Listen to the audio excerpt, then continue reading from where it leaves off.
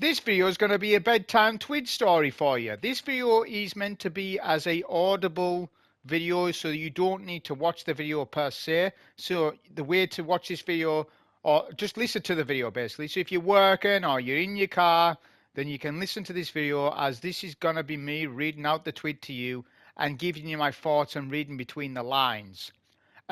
Seeing as though I can't access the twid in game anywhere, right? Where's the twid at? Where's news? Oh, stories option one. It would be, wouldn't it? Option two, season pass. All right. Where is twids and patch notes? Where can I access them in game? Warframe does it. Yeah, we're going down to playground level now. Warframe does it. In game hotfixes, notes to read. Why is Destiny 2 not got it? I'm having a bad technology day. I'm screaming and shouting at mics, shouting at settings and laptops and stuff like this. And all I want to do is record the damn twid with a voiceover and giving you the damn opinion. So what I'm going to have to do is read the twid from my mobile phone, word for word, like a bedtime story. Then I'll give you the read between the lines edition, the well, what does this really mean edition, right? Because it's not really about the twid, it's about what the twid's seeing between the lines. So, like I say, you can watch this video or just listen to it. You don't need to watch it, you can just listen to it as an audible version. What's most important, moral of the story, is the thoughts. That is what's most important, because we have just come on the back of 3 weeks of no twid. Today should have been a cook. They should have a cook today, and they done no cooking. And I'm not happy about it. Let's go over it. So this week in Destiny, we are celebrating the start of 2025 with the launch of Revenant Act 3. While your beloved twid may have taken a break these past few weeks, 3 weeks, we have not stopped working on what's coming soon. As we ramp back up in the new year, we're taking a look at everything you can enjoy in Act 3, as well as launching voting for this year's Festival of the Lost Armor. Let's jump in. That's the first paragraph. Topics for this week are as follows. Revenant Act 3 is live. Yeah, I know. It went live a few days. Where you been? Bungie rewards. Exotic Armory Collection. Slayer's Fang. Why do they keep putting this in your face? As soon as you get the gun, boom, they want you to buy the cosmetic for the gun straight away. As soon as you get Slayer's Fang, the Eververse pop-up comes up. Buy this ornament. Buy this ornament. All right. Strange coins cap increase for heresy. Well, I told you that months ago to increase the strange coins cap in the Festival of the Lost last year, which is what, 3 months ago now. I said, increase the strange coins cap. It's not high enough. And people said, no, it is high enough. And I said, no, it isn't. Obviously, it's not fucking high enough because they're upping it. The cap isn't high enough for strange coins. Festival of the Lost 2025 armor voting. Why are we talking about Festival of the Lost 2025? We are in January 2025. They are presuming everybody's still going to be playing by October. At this rate, no one's going to be playing, man. Revenant Act 3 is live. Act 3 went live on Tuesday, and we've come to the conclusion of Revenant. In addition to the conclusion of Fikru's story, we've also got a new exotic mission, weapons and artifact perks. Here's the trailer to watch it. Blah, blah, blah. The story concludes, if you haven't had a chance to jump into Revenant yet, or you were waiting for all the content to come out, you now can play through all the story content in episode Revenant, start to finish, and learn the fates of Fikru, Mithrax and Eramis, and your guardian stakes in it. And if you are wondering where ye old Skolas is, our scouts suspect he is still around somewhere in the Prison of Elders. We'll know more in a few days, wink wink. Just to stop right there, they're basically saying that there's going to be something going on with Skolas. Now, this can either be very, very good or rubbish. If he's just some boss at the end of Contest of Elders with no mechanics and you can just kill him and it's easy, it's going to be a waste of time, Guardian. It'll be a waste of time. What they should have done, or should be doing, is bringing back the original Skolas boss fight from Destiny 1 Prison of Elders, where you pass the poison torch thing, and you can die, and it's hard, right? That's what they should have done. That's what they should be doing. Let's hope they don't mess that Skolas thing up, because they're onto something with that, right? because we fought him before and it was rubbish, didn't we? We've already fought him and it didn't feel like anything. We fought him and then he got captured or something by Fickrell or whatever it was. Yeah? Well, as long as the fight's something of value, with some mechanics in there, there's got to be, and it's got to be impactful, then it might be worth it. All right, new exotic mission, Cal's Fall. Our new exotic mission sees Guardians assault in Fickrell's Revenant Fortress, a derelict castle made from the shattered Awoken watchtower in the Tangled Shore. You must uncover the the dark secrets within the fortress to stop the Revenant once and for all, and play a little music on the side to do so. The mission will also grant you and everyone in your fire team the new Slayer's Fang exotic shotgun. When you complete it for the very first time, as you work your way through the fortress and complete full runs, you'll unlock new dialogue and boss encounters, which that is all true. During our Act 2 developer live stream, we provided a glimpse of the new exotic shotgun in action, but now you can finally get your hands on Slayer's Fang and put it to the work. The Heart Piercer perk allows rounds to shatter into submissions upon impact and also packs a punch against Overlord champions. Combined with the Knight's Worm Sight perk, these submissions can become even more potent as they'll also weaken targets. Weaken is very strong during this episode as it activates multiple active artifact perks. Slayer Fangs opens up tons of buildcrafting possibilities. With Slayer Fangs in hand, you can venture back into Kel's Fall to round out your new weapon with 4 catalysts available to add. You can grab all the 4 catalyst quests from Edo and complete them in one go if you fancy, but we suggest you put together a competent fire team as you need to play Kel's Fall in export to do so. So, what was good about the exotic mission Cal's Fall is that you could do it all in one day. When the puzzles were solved out, like I've done it all, I've got all the catalysts, I've got all the intrinsics, I've fully crafted the gun, the shotgun. They've said it's weakened to overloads. No, it's not working. It's bugged. It doesn't work as you would think on overloads. It's not stunning them properly. I already tested it today. This is absolute correct. It seems to me that the like sleeper stimulant part of the gun is stunning the overload, but the base damage isn't. So it's a funky gun on overloads, and it's not worth it for the solo because of this. I've already tested it, Guardian. I've already done all the tests. It's funky on overloads. Whilst it does decent damage, and it's doing really good damage. It's just I'm a little bit, annoyed. I mean, we've got barrier shotgun. It doesn't even work with barrier shotgun because it's got overload in it. I think it would have been better as a barrier shotgun. I don't know what you lot think. I think it would have been better as barrier shotgun, intrinsic.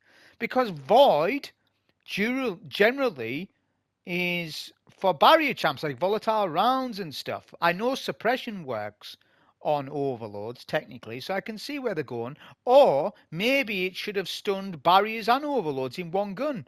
I don't see a problem with them doing that either. Make it so that you can hold reload and alternate between overload rounds or barrier rounds. Boom, there you go, problem solved. That would have been part of the identity of the gun. It's a self-debuff and buff and gun with barrier and overload, and I think that would have worked better. I do think it's a GM shotgun. That's exactly what it is. You can do DPS rotations with it, but I think where it shines is in GMs, to be honest. Depending on what GM it is. New legendary weapons. Act 3 has added 2 new legendary stasis weapons to the loot pool. Both obtainable in the new exotic mission. As you unlock new tonics for this activity, you will be able to earn even more of them as you play it. So they've added 2 guns. Red Tape Stasis Scout Rifle.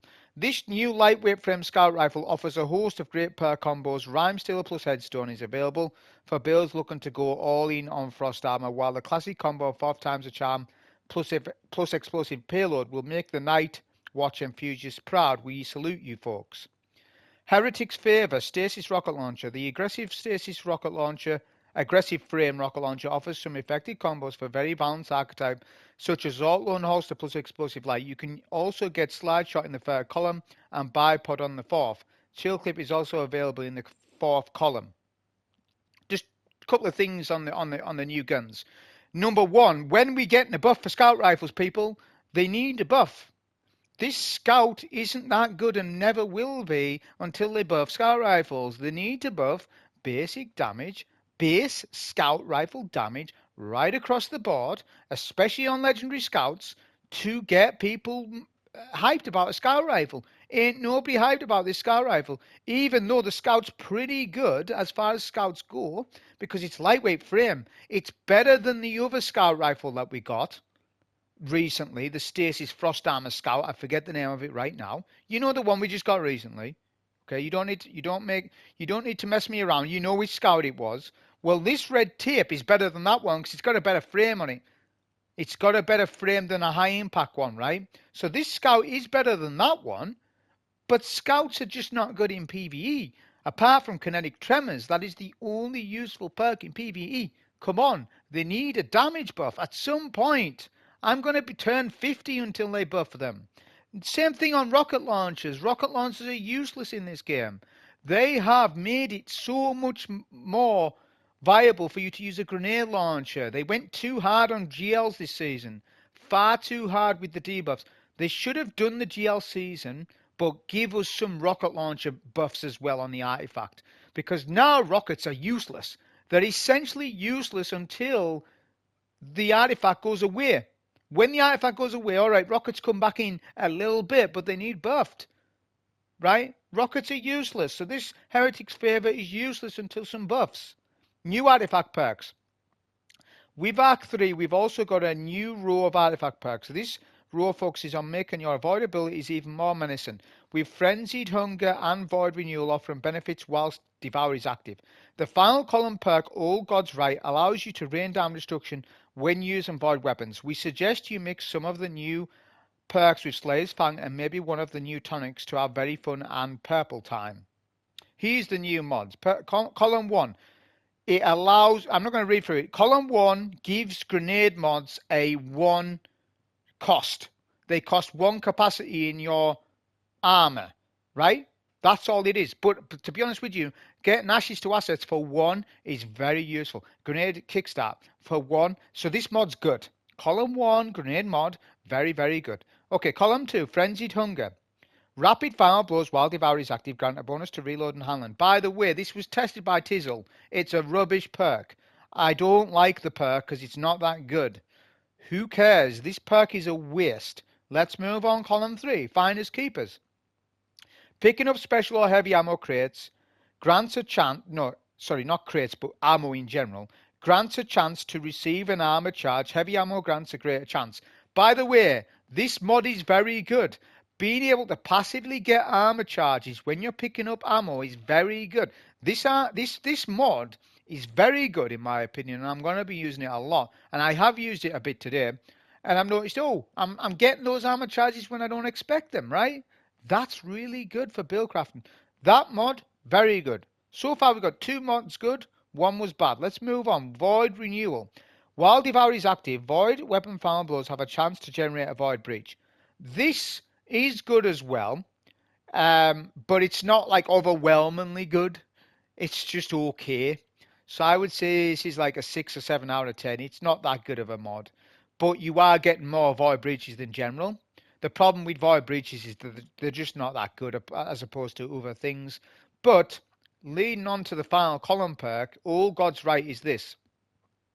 After picking up a Void Breach, dealing damage with a Void weapon creates a rain of secret projectiles. Old God's Right is a good mod, and I think eventually they need to make all Old God's Right a fragment for Void classes, or they need to give this to an exotic Void heavy in the future, or give it to Deathbringer or something like that, because this Old God's Right is very cool when it procs. It's a very interesting mod.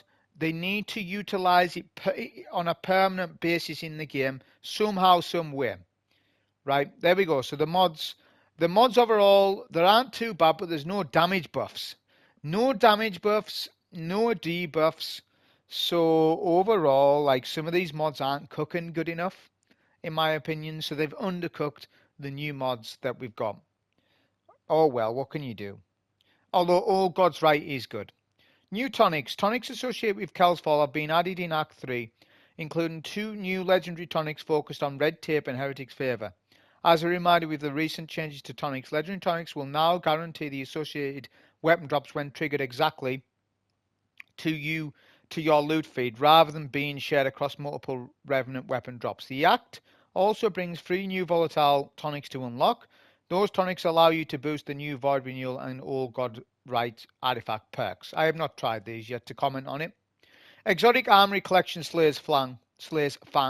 The Exotic Armory Collection adds its next installment with the new exotic shotgun Slayer's Fang. Brave Guardians who complete Cal's Fall and claim Slayer's Fang in Destiny 2 by May 5th can add this Bungie reward to their collection. If you hang it to your office wall, you can brag about how you caught such an exotic looking catfish. So go forth, Guardian, build the strength to your arsenal. May the 5th? We're in January. Who is this talking to? What are we talking about with this Bungie reward thing? Like everything you do in this game, they throw things at you. Buy this pin. Buy this, buy that. As soon as you do anything in the game at all, you load into the tower. Buy a model of the tower. Put it on your desktop. Put it on your desk. It'll forever remind you the failures of D2. Put it on your desk. Like, I don't want to keep buying stuff. I'm playing a game. Is that not enough for you? I bought all your expansions for the entire year, but you still want more? Why shove it in people's faces? Try to shove free stuff in people's faces more often, but also monetize your game in the right way. We're not advertising Destiny 2 properly anymore. Who the hell's in charge of marketing for D2? Who's in charge of it? Because you aren't doing it right. We need to come back to base level and build up again with this old pin and Bungie reward formula. Nobody's liking it. Everybody's hating it because only like the top 1% players are going to do this, and I don't even think they're going to do it. I'm on about the top 1% fanboys. I'm not about skill. I'm on about fanboys. And even some of them aren't doing it now. Here we go. Strange coin cap increase in Heresy. Over the next few weeks, we'll be preparing for you what you can expect in Heresy to start. We've got a nice quality of life change coming with the launch of Heresy. Strange coins cap increase from 99 to 199. Osirian ciphers and Nightfall ciphers can increase from 10 to 30. Prices for items that cost strange coins and ciphers will remain the same, so this change will allow you to save more to spend when it arrives, or when a Nightfall or Trials weapon your target comes into rotation. The cap increase for ciphers is just one of many Trials-related changes we have come into Heresy. We'll be sharing all the details in the weeks ahead, so keep an eye out. Now, I said about the strange coins cap, I said that needs to be well higher, but this is more of a larger problem. That's just a small picture. Strange coins isn't the only thing that we get. How many damn materials have we got in this? Why is Ascendant Shards capped at 30? This is an online MMO, live, dedicated. It's a live game, live service game. Materials should not have caps to this degree, right? Why have we got these caps? The material system, all of it needs rework from the ground up. From the ground up. Why are these capped at 99? Like, what's exactly going on here? Like, yeah, strange coins at 99 aren't enough. And I said that. Why? Because you can only buy 2 class items. You can only buy 2 exotic class items of Xur in 99. So, when it goes to 199, you'll be able to buy 4, right? So you've doubled that. But it should be even more than that, I think. I think a strange coin cap should be 200-300 at least. And don't say it shouldn't be, because you're saying no to more loot. You're being idiotic. No wonder you can't get the exotic class item rolls you want, because you go against the thing that I'm trying to teach and tell you is strange coin caps needs to be way higher, or reduce the cost of items at Xur then. Right, one or the two, and ciphers, Nightfall ciphers. I haven't got any because I actually spent them. Oh no, I've got them there. I've got them there. So the cipher thing, I believe it's referring to the Trials one, right? Was these or Siren ciphers? I haven't even got any because I don't play Trials. So is this just? Oh yeah, it's Nightfall ciphers as well. So Nightfall ciphers are. It's a good idea, but these are too low of a cap, right? To buy one adept weapon costs 10. So now you've went from 1 adept weapon pickup from Zavala to 3. That's not enough still. There's RNG loot pools in this game with low drop rates of perks and guns that you actually want. This is not high enough. It needs to be like 100 ciphers, not 30. What are we talking about here? The caps all they need to be pro player. We need to go back to pro player instead of pro Bungie for limiting mats. Let people save up so that they can spend. Let people spend when they want, not when you want. Like, by limiting caps, they're saying you need to start spending now because we've told you to. But the player's like, well, no, I don't want to spend because I want to wait for rake angle. Oh no, you're gonna have to wait for plug. You're gonna have to buy on plug one. You should buy for plug one because it's Wednesday and there's 5 days. There's 6 days left until next reset. So you may as well go and spend your 10 ciphers because if you play GMs, you're going to get another 10. So you may as well go and hand them in on that because that's the adept weapon of the week. It's just like let people spend how they want. Let them save up for a week. Let them stackpile mods at inventory items, such as ones I've said to you. So, Festival of the Lost armor voting. Festival of the Lost has come and gone, but it's already time for us to start thinking about the next iteration of the festival. While most of that happens behind the scenes, we need your help to decide on Festival of the Lost fashion for 2025. Just like past events, we've chosen 2 meta themes and classes will be able to mix and match voting results across them. This year's spooky season showdown is Shaders versus Spectres. However, we're going to tinker with the program a little based on your feedback. While you still vote on which armor set is going to be released during Festival of the Lost, we will commit to producing the runner-up sets later. While we aren't promising a specific timeline, they'll typically be released before the next year's Festival of the Lost. We know a lot of you love the Wizards. We didn't make the cut for 2024. We felt the same way. So we're making plans to release those armors during Heresy this year. We aren't planning on producing all past runner-up armor, but we felt like the fashion could use a few more wizard hat options. Now on to this next year's voting. Blah blah. I'm not going to say anything more about this. Look, like let's talk. Why are they bringing up fucking Festival of Lost in January? We've just come out of 2 bad seasonal events. Festival of Lost, Festival of Lost wasn't bad because you could grant exotic class items, so it had a redeeming factor. But Dawning's the worst seasonal event that we've ever had, and the first tweet after the Dawning, they talk about a damn seasonal event again. Like as if like that's the main thing that everyone's thinking about and waiting for 2025 October again. Oh, I can't wait for Halloween again. What? What is this? We all know that the seasonal events need reworked. The game is on its knees at the minute, and even I'm a player. It's like, man, are we gonna last till then? The old Festival Lost thing. I don't care about any of these armor sets, right? I'm not bothered. They might be well designed, but remember, people, armor sets can be created in 20 minutes. That was leaked. That was said. No, it wasn't leaked. Somebody said it. Some Bungie dev said that they can make them in 20 minutes or whatever, right? So it's like they're trying to, they'll do the easy stuff. Oh, we can make cool armor sets for you. Oh, but we can't fix, materials in the game or inventory or core foundational systems in the game, and they can't decipher whether we want crafting or RNG perk pools, but they can certainly make you loads of armor sets. They're on about this vote and stuff. Why not just give us them all then? Why hold any vote at all?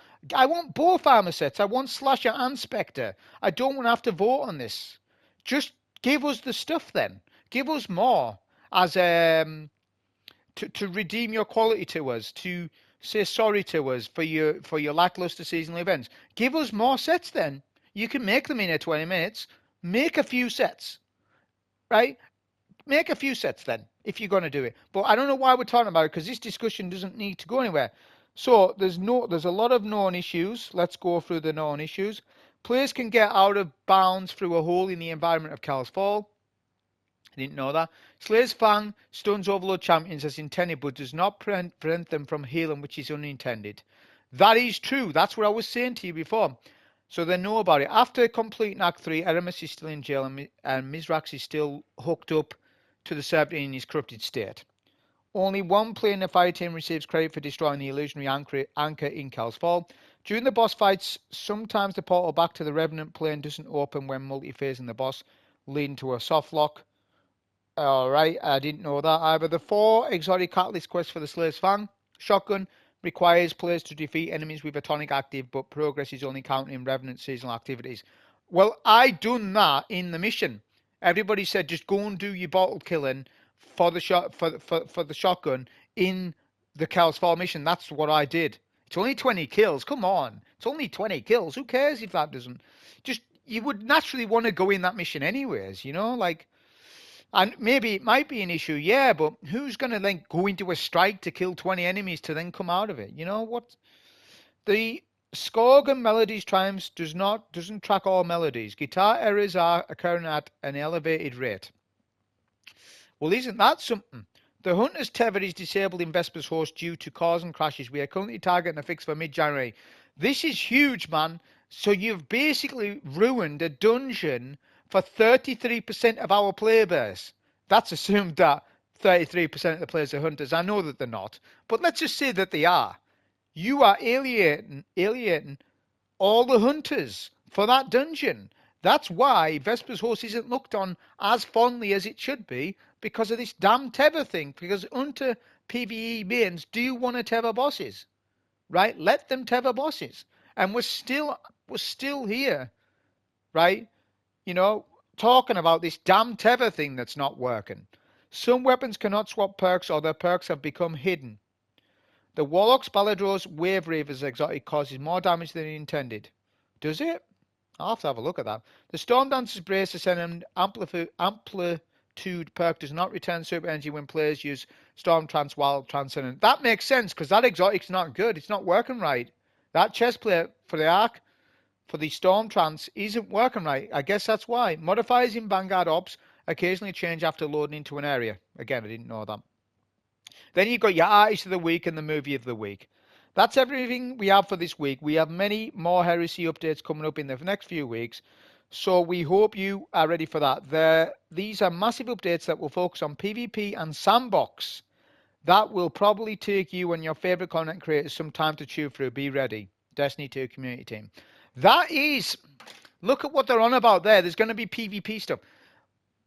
Some PvP players have been asked about this year about what they feel about updates, and a lot of them have said what all that's going to happen with PvP is that you're going to get some sandbox changes. They're going to change this meta from that meta, and that's basically all it's going to be, right, with the PvP thing. So, you know, they're not going to be happy because that's all you'll be getting. You'll just have to discover the new method, but that's what we do for years upon years. So this tweet should have cooked, and it didn't cook. And all they're doing is alienating players by bringing up Festival Loss. This was not the time. I know that they need to do it because it's part of their structure to announce about it, but why? Why did they have to announce it this tweet when everybody's sitting waiting at the chairs for today's tweet? I was waiting for a tweet last week, and I was distraught that there wasn't one. They should have put a quick tweet together last week. This one should have been last week, right? Basically. And then this week should have been the huge tweet. They should have announced some major plans for 2025. They should have told us where they are with Marathon and maybe, you know, give us some dates for Marathon gameplay. I'm not into Marathon, but they've spent all our money on Marathon. Let's just see the damn gameplay already. Let's see it, right? I know it's PvP, PvE, it's extraction or whatever, right? But they've been working on this massive project and they're not giving you any gameplay. And they've went radio silent on it and they said that they were going to go radio silent on it. But that's not the point. Show us your project then. Yous lot are the founding fathers of stepping the next thing with shooters. Well, let's see it then. Let's see it. Instead of messing around. Number one. And they should have revealed more things about what they want to do to return player sentiment back to where it should be. Because it's now at the worst possible situation. So this tweet was horrendous. It's one of the worst tweets I've ever seen. The fact that they're only increasing strange coin cap and no other material caps at all. And please don't tell me that this is right. Having caps on this stuff shouldn't... This is an online MMO, is it not? Is it or is it not an online MMO? Right? Is it or is it not? It is. It's got materials. It's a game that's lasted 10-year franchise. Yes, of course, it must be an MMO. It must be an online MMO. How the hell is it a single play? It's not a single player game, is it? Right? So why is there so many caps on all these materials that doesn't need to be there, man? You know, why is it like this? It's why it's like that. It's like that so that you keep playing. You spend, you play, you spend, you play, you spend, you play. Whereas some people want to hoard, then spend on that one thing that they want, whatever it might be. Whether maybe it's an exotic class item that they need. Exotic class items are so important to the game now more than ever, and people can't get all these particular roles. Well, if you had more strange coins, you would definitely get the role that you need in the end quicker. Strange coin cap 500. Why is it only 199? Why have they only increased it 100? That's not enough of an impact. It's not going to make much of a difference. It's not going to move the dial enough. That was the video on this on the TWID.